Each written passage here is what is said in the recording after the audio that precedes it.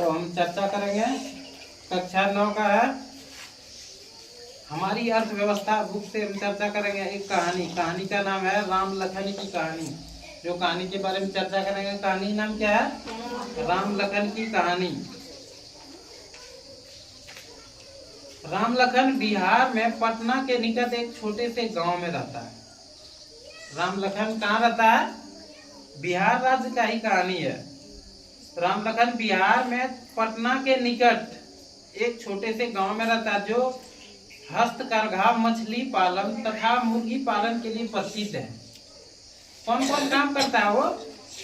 हस्तकरघा, मछली पालन तथा मुर्गी पालन, इतना काम करता है वो। हस्तकरघा मैंने जो धागा ना काटता है, हस्तकरघा से मछली को भी पालता है वो, और मुर्गी को भी पालता है। मुर्गी पालन के लिए प्रसिद्ध है। इस गांव में लगभग 100 परिवार निवास करते हैं। जिस गांव में राम लखन रहता है उस गांव में कितना परिवार निवास करता है? 100 परिवार निवास करता है। राम लखन एक बढ़ई जाति का है। और राम लखन किस जाति का है? बढ़ई जाति का है। बढ़ई का काम क्या है? हाँ, लकड़ी का जो सामान बनाया जाता है, जैसे पलंग हो गया, कुर्सी हो गया, टेबल हो गया, तो किवाड़ हो गया, ये कौन बनाता है? बढ़ई। लकड़ी का जो सामान बनाता है उसको बढ़ई कहते हैं। और वह 60 रुपया प्रतिदिन के हिसाब से खेतीहर मजदूर के रूप में काम करता है। और राम लखन कितना कमाता है? 60 रुपया कमाता है। लेकिन उसे यह काम वर्ष में मात्र 5 या 6 महीने मिलता है। लेकिन राम लखन को यह काम प्रत्येक दिन मिलता है क्या?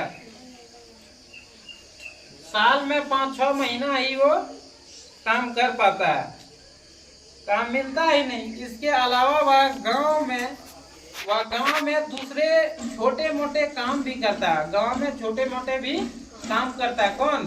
राम लखन। उसे यह काम वर्ष में मात्र 5 या 6 महीने मिलता है। 5-6 महीने वो काम कर पाता है गांव में। जब काम नहीं मिलता है, बेरोजगार बेटा रहता है, तब छोटा मोटा कुछ काम करता है। उसकी पत्नी नंदा भी उसके साथ काम करती है। और राम लखन की पत्नी का नाम क्या है? नंदा। नंदा भी काम करती है। लेकिन इन दिनों उसे कभी कभी काम मिल पाता है। यदि मिलता भी है तो उसी काम के लिए उसे 30 रुपया प्रतिदिन मिलता है। जब छोटा मोटा काम करने जाता है उसको कितना मिलता है? 30 रुपया मिलता है प्रत्येक दिन का। परिवार में कुल 8 सदस्य है। और राम लखन का परिवार में कितना सदस्य है? 8 सदस्य है। और 30 रुपया कमाएगा, क्या होगा उसको? राम लखन की 65 वर्ष की विधवा माँ बीमार है। राम लखन की 65 वर्ष की विधवा माँ बीमार है। और प्रतिदिन के कामों में उसे सहायता की आवश्यकता पड़ती है। और प्रत्येक दिन की कामों में राम लखन को सहायता की आवश्यकता पड़ती है। उसकी 25 वर्ष की एक अविवाहित बहन है। और राम लखन को क्या है? 25 वर्षीय एक अविवाहित बहन है। अविवाहित में शादी नहीं हुआ है उसका। और उसके अपने खुद 4 बच्चे हैं। अब बोलिए कितना परिवार है? और खुद कितना बच्चा है राम लखन को? 4 बच्चा है, जिनकी आयु 1 वर्ष से 16 वर्ष के बीच है। इनकी आयु कितना? 1 वर्ष से 16 वर्ष के बीच। उनमें से 3 लड़कियां हैं और सबसे छोटा बेटा है। यानी कि बेटी का भी उम्र उसका 15-16 साल हो चुका है। कोई भी लड़की विद्यालय नहीं जाती है। राम लखन का घर का जो है बच्चा था, कोई बच्चा विद्यालय नहीं जाता, कोई लड़की विद्यालय नहीं जाती है।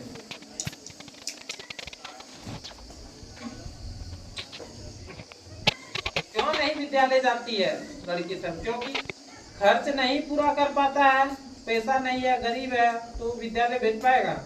विद्यालय भेजने में खर्च लगता है।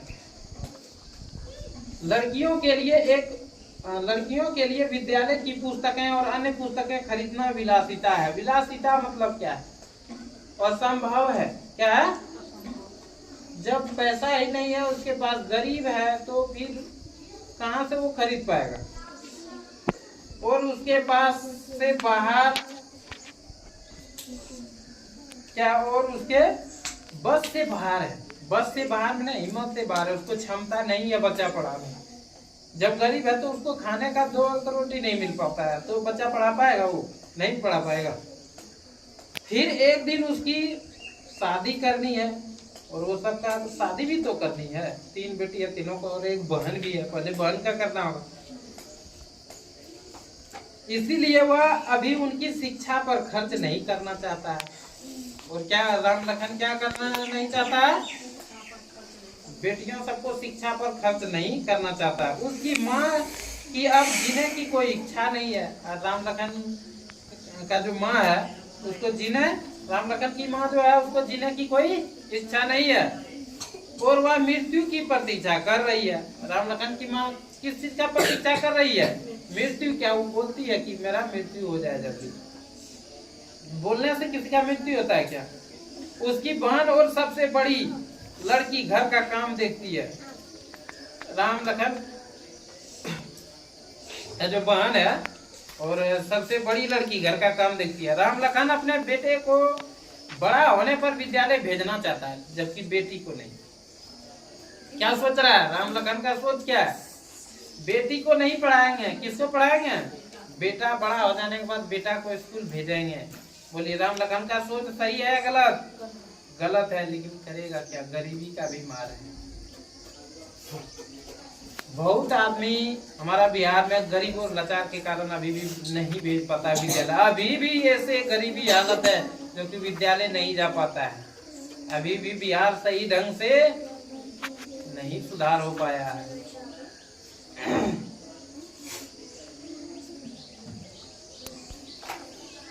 उसकी अविवाहित बहन की उसकी पत्नी के साथ नहीं बनती है, लड़ाई होते रहता है। उसका जो बहन है नंदा उसे एक बोझ समझती है। नंदा क्या समझती है? उसे एक बोझ। दोनों ननद और भौजाई में लड़ाई होते रहता है, और नंदा क्या सोचती है कि एक मेरा माथा पर बोझ है। लेकिन राम लखन धन की कमी के कारण उसके लिए कोई योग्य वर ढूंढने में असमर्थ है। जब पैसा नहीं है उसके पास तो उसके लिए लड़का नहीं ढूंढ पा रहा है। कौन? राम लखन। जब गरीबी हालत में जीता है तो फिर उसको कहाँ से वो ढूंढ पाएगा? यद्यपि उसके परिवार को 2 जून की रोटी का प्रबंध करना कठिन है, और उसके परिवार को 2 जून का रोटी प्रबंध करना कठिन है, मतलब 2 टाइम का खाना वो नहीं जुटा पाता है, इतना परिस्थिति उसका खराब है। 2 जून का रोटी में 2 वक्त का रोटी, 2 टाइम का रोटी, वो खाना का व्यवस्था नहीं कर पाता है। राम लखन मात्र अपने बेटे के लिए कभी कभी दूध खरीद लेता है, और किसी को नहीं। जब उतना गरीबी हालत में जीता है क्या करेगा?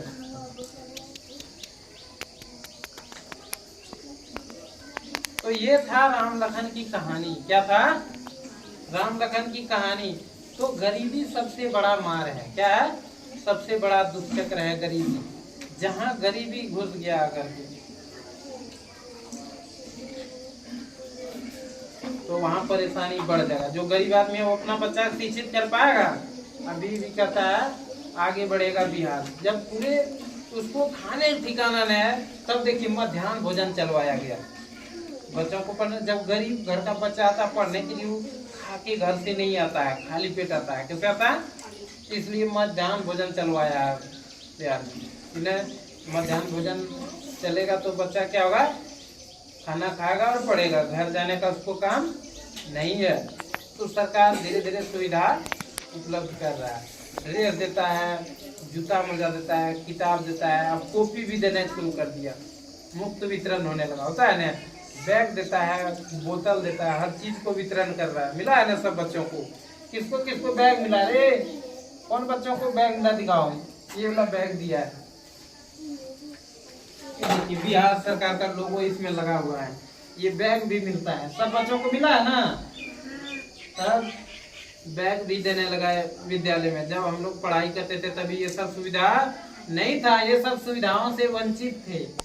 ना तो मध्याह्न भोजन चलता था, ना ही बैग मिलता था, ना ड्रेस मिलता था। जब हम पढ़ाई करते थे कितना मिलता था तभी? 180 रुपया छात्रवृत्ति। कितना मिलता था? उसी में मारामारी पूरा होता था। तो देखिए कितना सुविधा बिहार सरकार के द्वारा उपलब्ध हुआ। बिहार सरकार बिहार शिक्षा परियोजना से मिला है। तो बैग मिल गया बच्चा को, स्लेट मिल गया, पेंसिल मिल गया, पूरे कोई भी चीज का परेशानी नहीं होना चाहिए। कॉपी भी मिला है, कुछ बच्चों को मिला है ना। तब इतना सारा चीज का व्यवस्था कर रहा है सरकार। अगर नहीं पढ़ेगा बच्चा तो क्या करेगा उसकी? और हर शिक्षक पर दबाव है कि जिस हालत में हो बच्चों को विद्यालय आना चाहिए। हाँ, बच्चा जागरूक होता है। किससे आता है? इसलिए सरकार बैग का वितरण करता है। बच्चा देखेगा तो वो आएगा लालच से कि हमको भी बैग मिलेगा।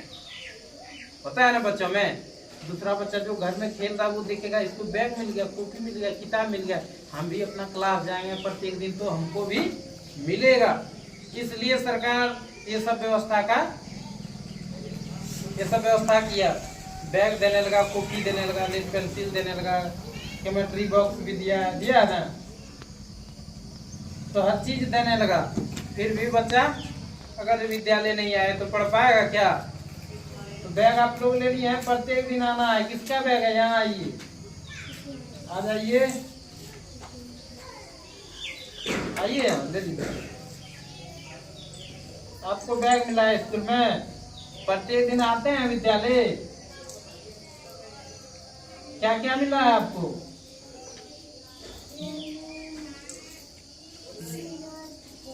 बैग मिला है, रंगीन मिला है, स्लेट मिला है ना, कॉपी नहीं मिला है ना, वो भी मिल जाए लो।